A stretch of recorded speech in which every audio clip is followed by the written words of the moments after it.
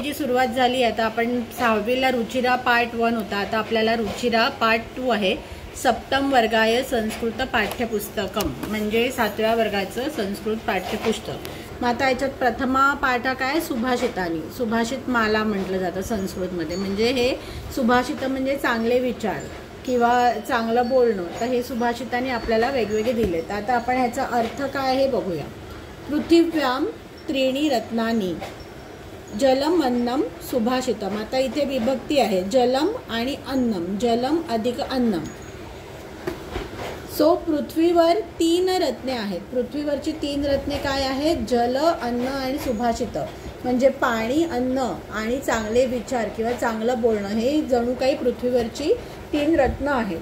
पण मूर्ख लोक काय करतात. मूढे हे म्हणजे मूर्ख लोक काय करतात. पाषाणखंडेषु. पाषाणखंडेषु म्हणजे काय. दगडाला. पाषाणखंड म्हणजे दगड. रत्नसंज्ञा विधीयते म्हणजे मूर्ख काय करतात. पाषाणखंडाला रत्नसंज्ञा विधीयते म्हणजे काय का म्हटलंय की पाषाणालाच दगडाला रत्न म्हणतात. दगडाला रत्नाचं का म्हटलंय कारण आपल्याला जे सगळे गोल्ड मिळतं किंवा हिरे मिळतात हे सगळं काय असतं ते दगडाच्या रूपात असतं. त्याला नंतर धातूला पैलू पाडून त्याला रत्न बनवली जातात. म्हणून असं लिहिलंय की मूढे हे पाषाणखंडेषु रत्नसंज्ञा विधीयते. म्हणजे खरी रत्न काय आहेत. पृथ्वीवरची अन्न, जल आणि अन्न नसेल तर माणूस जगू शकेल का. नाही. त्याचप्रमाणे चांगले विचार म्हणजे जल आणि अन्न हे शरीराला जगवतं आणि चांगले विचार हे मनाला स्फूर्ती देणारे असतात.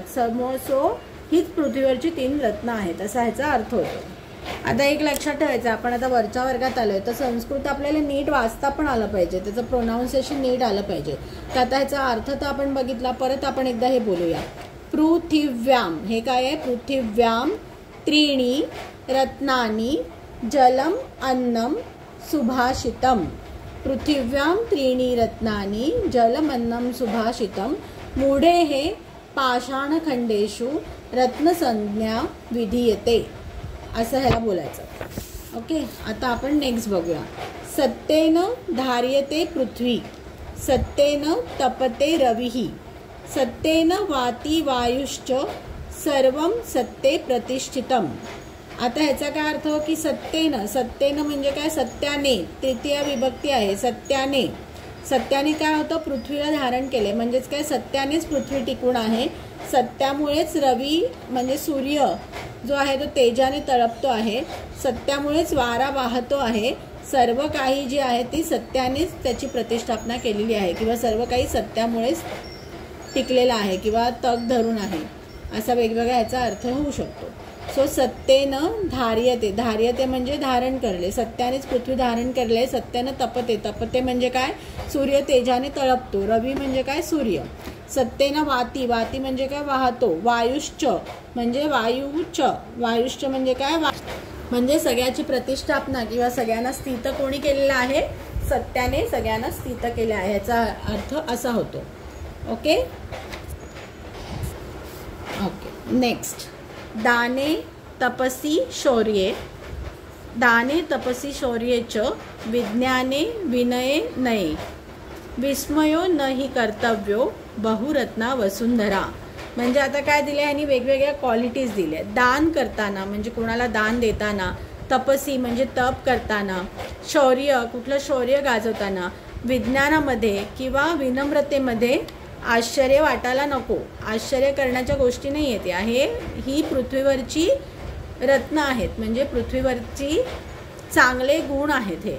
ओके. म्हणजे जर कोणी दान करत असेल, दानात तप करत असेल, शौर्य, विज्ञान, विनय हे पृथ्वीवरचे चांगले गुण आहेत. त्याच्यामध्ये आश्चर्य करायला नको किंवा त्याच्यामध्ये विस्मय नको करायला. अरे हे काय करतायत असं नको वाटायला. म्हणजेच काय ह्याचा इन शॉर्ट अर्थ काय की हे करायलाच हवं. ह्याच्यामध्ये हे माणसाचं कर्तृत्व आहे हे करणं म्हणजे किंवा त्याचं कर्तव्य आहे करणं. काय करणं. दान करणं. तप करणं म्हणजेच काय.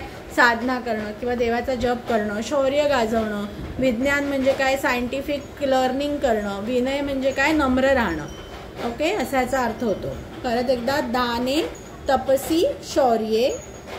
तपसी शौर्ये च विज्ञाने विनये नये विस्मयो नहि कर्तव्यो बहुरत्ना वसुंधरा. आता पुढचे शब्दिरेव म्हणजे काय? शब्दिही एव, शब्दिही एव सहासित, शब्दिही पूर्वित संगतीम, शब्दिही विवादम मैत्रीम. हे शब्दिर विवाद आले इथे रिये म्हणजे काय? शब्दिही विवादम मैत्रीम च ना शब्दिही किंचित आचरेत. हे किंचित आचरेत म्हणजे काय? किंचित आचरेत, मग त्याला बोलायचं किंचिदाचरेत. तर या सगळ्याच्या याला संधी म्हणतात. म्हणजे आता इथे शब्दिही हा शब्द आहे एव, शब्दिही एव सह आसित. सह आसित म्हणजे त्यांच्याबरोबर असायला पाहिजे. म्हणजे काय की सज्जनांचा सहवास, शब्दिही सज्जनांबरोबरच, म्हणजे सहवास हा नेहमी सज्जनांचाच करायला पाहिजे. सद्भिही कुर्वित संगतीम, संगतीम म्हणजेच काय की सज्जनांबरोबरच राहायला पाहिजे किंवा सज्जनांचीच मैत्री करायला पाहिजे. शब्दिही विवादम मैत्री, शब्दिही विवादम म्हणजे सज्जन लोकांबरोबरच विवाद किंवा मैत्रींच, म्हणजे विवाद आणि मैत्री हे सुद्धा. विवाद म्हणजे काय? डिबेट किंवा जसं काही एखाद्या पॉईंटवरती आपण विचार विनिमय करत असू, तर हे सगळं कोणाबरोबर केलं पाहिजे? सज्जनांबरोबरच केलं पाहिजे. ना शब्दिही म्हणजे जे असज्जन आहेत किंचित आचरेत, त्यांच्याबरोबर कुठल्याही प्रकारचा व्यवहार केला नाही पाहिजे. ओके, सो अगेन बोलून दाखवते. हे शब्दिही एव सह आसित, शब्दिही पूर्वित संगतीम, शब्दिही विवादम मैत्रीम च ना शब्दिही किंचित आचरेत. सज्जनांबरोबरच राहा, सज्जनांबरोबर मैत्री करा, सज्जनांच्या संगतीत राहा, सज्जनांची मैत्री करा, विवाद सुद्धा त्यांच्याबरोबरच घाला, असज्जनांची संगत ही अजिबात धरू नका, असं ह्याच्यामध्ये सांगितलंय. धनधान्य प्रयोगेषु विद्या संग्रहेषु आहारे व्यवहारेच तक्तलज्जाः सुखी भवेत. म्हणजे काय? आहारात आणि व्यवहारात म्हणजे खाताना आणि व्यवहारामध्ये धनधान्याचा वापर करणं आणि विद्याचा संग्रह करणं, कळलं? याची लाज जो सोडून देईल तो सुखी भवेल. तक्तलज्जाः सुखी भवेत म्हणजेच काय की आहारात धनधान्याचा प्रयोग करायला, म्हणजे आहार म्हणजे काय? जे भोजनामध्ये धनधान्याचा प्रयोग करायला आणि व्यवहारामध्ये विद्याचा संग्रह करायचा, ह्याची लाज सोडून दिली की आपण सुखी भवेत म्हणजे आपण सुखी होऊ. ओके, सो वाचायचं कसं? धनधान्य प्रयोगेषु विद्यायाः संग्रहेषु च आहारे व्यवहारे च त्यक्तलज्जाः सुखी भवेत. क्षमावशीकृती लोके. आता हे क्षमावशीकृती ही लोके आहे, म्हणून जेव्हा तीही आणि पुढे काही होतं तेव्हा त्याचा र होतं, म्हणून क्षमावशीकृती लोके असं इथे लिहिलंय.